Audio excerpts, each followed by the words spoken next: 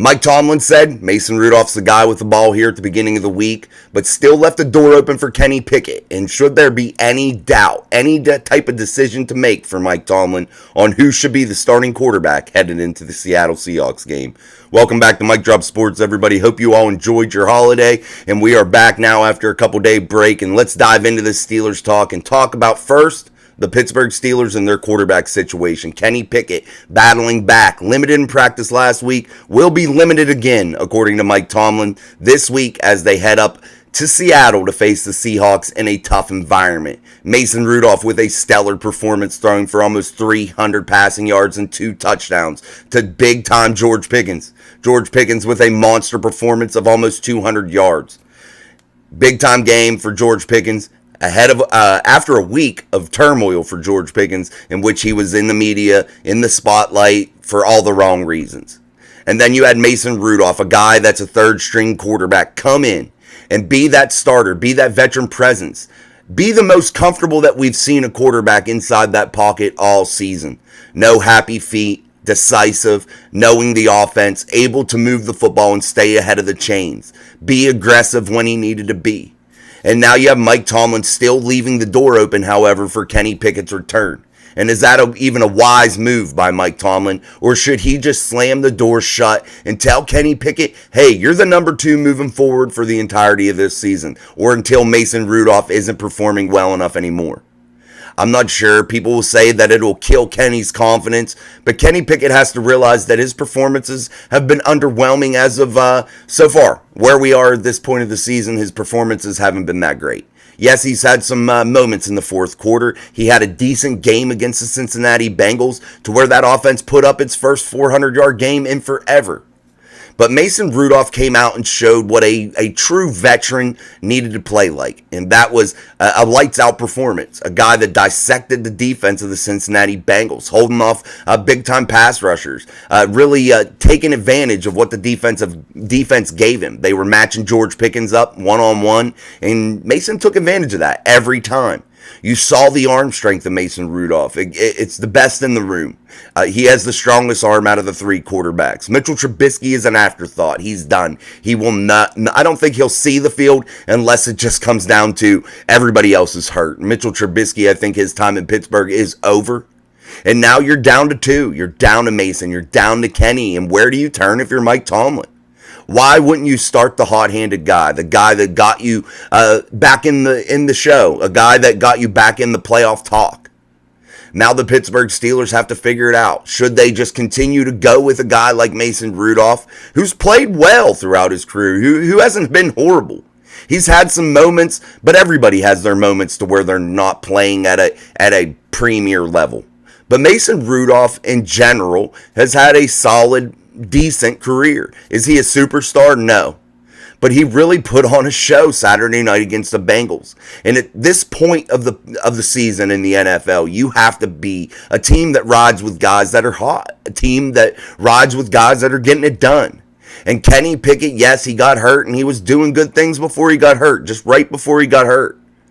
But I think if you're Mike Tomlin, you got to stay with Mason Rudolph. You can't turn back that offense. You can't try to hold them back again. You can't try to switch up how you played on Saturday. Saturday, when you played aggressive, you kept the ball pushed downfield. You didn't keep everything so bundled up. You allowed Mason Rudolph to spread the ball around, and he still didn't use all of his weapons. There's still weapons on that team that he could be utilizing. Calvin Austin, he missed a shot to Deontay Johnson that would have iced the football game. That would have been a big touchdown, his 3rd of the game. But he still missed things and was still able to put a performance like that out on tape. Mason Rudolph was playing for his football life, his career. He even said as much. He could be selling commercial real estate next season instead of playing quarterback. But he knew that this opportunity might be one of his last that he ever gets inside a Steelers helmet at least, or in the entire NFL. And he really took advantage of that. When you're able to do what Mason did and show the things that he showed on the tape, it's hard not to play him. And if you're Mike Tomlin, you're asking for trouble, I think, if you start Kenny Pickett over Mason Rudolph. Because the first time that Kenny flounders, the first interception, the first bad throw, the first lack of arm strength that he shows, the first indecisive choice in picking a receiver, or his first time having those happy feet and not being steady in the pocket, people are going to be screaming again for Mason Rudolph. And is that worse for Kenny Pickett's development? He's already been hindered by Matt Canada. He was already hung up by Mike Tomlin and that coaching staff by holding him back so much and making him play just too safe a football. Mason Rudolph came out there and I think he threw caution to the wind. And that's what the Steelers offense needed. When you saw Kenny Pickett in the preseason, he wasn't overly concerned about protecting the football. He's playing loose, fast, and free. And that's how you got to play in the NFL. You can't be so bottled up. Yes, you have to protect the football at times. You have to be safe with the football. You can't put your defense in bad spots. But you have to rely on some of your ability to just take chances. You have to be able to do that sometimes. And if you don't do it, that's what you get, what the Steelers were here for the 90% of this season thus far. And that is a offense that is too buttoned up, that doesn't challenge a defense, an opposing defense at all. They don't have to worry about being stretched out. They don't have to worry about anything coming their way that isn't basic and vanilla. And you can't play things that way. And Mason Rudolph came out and just threw caution to the wind. And when you're on 3rd and 1 and you're taking big, deep shots and hitting touchdown passes down the outside, down on the edges, and you're hitting George Pickens in stride, those are things that you don't teach guys to do. Guys have to be able to throw those types of deep balls and put them on the spot. Guys have to be able to have that no fear mentality, to take those chances. And does Kenny Pickett have that right now? We saw several quarterbacks throughout the history of this league, guys, need many years to develop. Terry Bradshaw needed 5 of them, just for him. A guy that's a Hall of Fame 4-time Super Bowl winner. He needed 5 years to be that steady presence. But hey, guys want to say it takes 3 years. That's it. 3 years and guys should be perfect. You can't put a real timetable on it. Sometimes it takes guys a long time. And Mason Rudolph, you could tell, really worked on his craft while he was sitting and watching. His pocket presence was something that a lot of all pros have. That's what you got to do. You can't have those happy feet. You can't be totally indecisive. And he showed knowledge of the playbook and knowledge of where his receivers were going to be. And that puts him on the same page. And he seemed to be a guy that worked hard in practice, studied all week, knew what the defense was going to be doing. Kind of broke it down for himself and gave himself a chance of a lifetime. And what he put on tape Saturday against the Bengals is going to help him this offseason, even if he's not with the Pittsburgh Steelers. Yeah, I mean, it's really going to help him big time. What he showed everybody was that he can do it. Is Mason Rudolph a superstar? I don't know. I don't think so. Could he be down the road? Sure he could. Stranger things have happened. Is he the guy that needs to start over Kenny Pickett now forever, going forward? Should they figure out something else to do with Kenny Pickett or put him in that second spot and just let him ride for a while? I think that they should just put him in the second spot and let him ride when his opportunity comes, which it will. Then let him go. See what he can do. But let him learn. Let him get comfortable. Let him look after a guy like Mason Rudolph and let him learn a little bit from him. Because Mason's pocket presence was great. And you can't ask for much more. He was aggressive. He had great pocket presence. He scrambled when he needed to. He checked the ball down when he needed to. And he managed the game. And that's what all great quarterbacks do. They manage the game. And that's what they have to do. And you got to just look at this team as a whole, guys. This team is beaten up. They have bad injuries, especially on the defensive spot or side of the ball. You have guys on the offense that weren't on the same page. You have injuries to Kenny Pickett, your starting quarterback. And you just got to ride with the hot hand, man. You just got to look at it like that. It's real simple. If you're Mike Tomlin, ride with the hot hand. Throw everything else out the window. This team has too many injuries, too many spots to where things could go south, things could go bad. It's just you got to let them play free and fast. If you're Mike Tomlin, you can't have these vanilla game plans, these super conservative game plans any longer. This time of the year, late December, moving into January, moving into real playoff football, you have to be fast and free, man. That's what has to be done. And Mike Tomlin has stalled many times inside the playoffs. He's stalled when it's time to let his team play loose and fast. He's stalled then. And we've seen it time and time again. His lack of playoff success here in the last decade, it's something unreal. It's ridiculous. But Mike Tomlin maybe changes things up here in the last part of the season and throws all that other stuff out the window and allows this team to just play loose.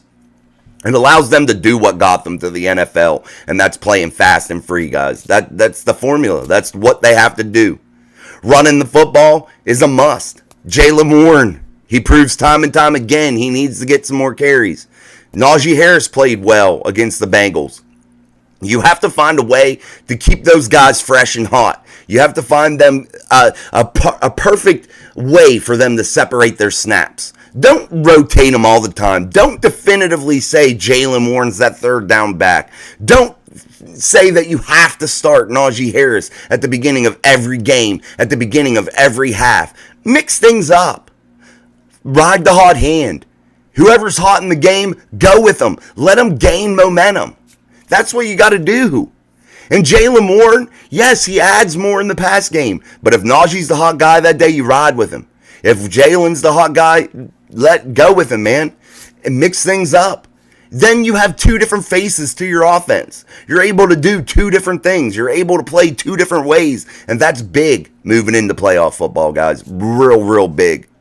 Let's talk about that defense a little bit before we get out of here. And that is that inside linebacker position. Most importantly, you have Miles Jack coming off the couch, played really well, had a sack, was flying around, ended up having to be the green dot guy. The communication didn't seem to falter when Landon Roberts went out with that pec injury, and he's out for this week against the Seahawks.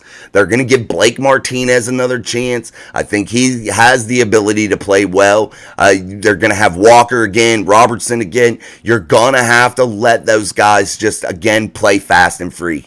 You can't expect them to do certain things and be so rigid with your game plan and ultra conservative. You have to come out there and just throw everything out, man. You can't leave anything on the table. Don't leave anything in your bag of tricks. Let it go. This defense might get Minka back. He could be a limited participant. Tristan Thompson, limited participant. Patrick Peterson, we know that he had a great game playing safety, was able to get an interception in his first full start at that position. A Hall of Fame guy at the corner position. Seemed to have an excellent knack for being back that safety spot. You had Rowe come in, get that interception, a guy that really hasn't played in the last couple seasons. He's been tucked away on a practice squad 4 times like this, late in the year when you need a veteran guy that knows what he's doing. And the Steelers are just doing what they have to, putting pieces together and making it work. And that's all you can continue to ask from this defense. Turn the ball over, fly around. You're going to give up some big plays. So be it.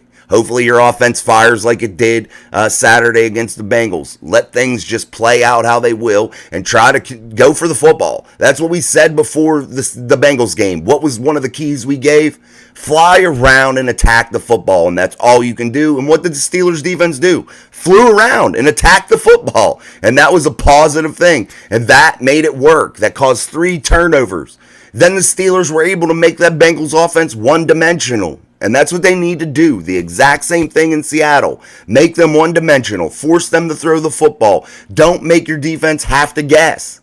It's real simple, guys. It's a basic formula, and it has to be followed. And when you get outside of those lines, you're in muddy waters. And things could go south real quick and in a hurry, and you could lose your momentum fast. And the Steelers now find themselves in that playoff spot, or that playoff picture yet again. 8-7 now. They have to be able to win out the rest of their games. They're going into Seattle facing a team that's fighting for their playoff life. But the Steelers have to want it more. That's just all it is. They're going to have to go in there, play loose, and want it more. That's the real thing, or the only real thing you can say about what they have to do. It's real easy, simple. That's it. Play fast. We want it more. Fight for it. That's all you can do.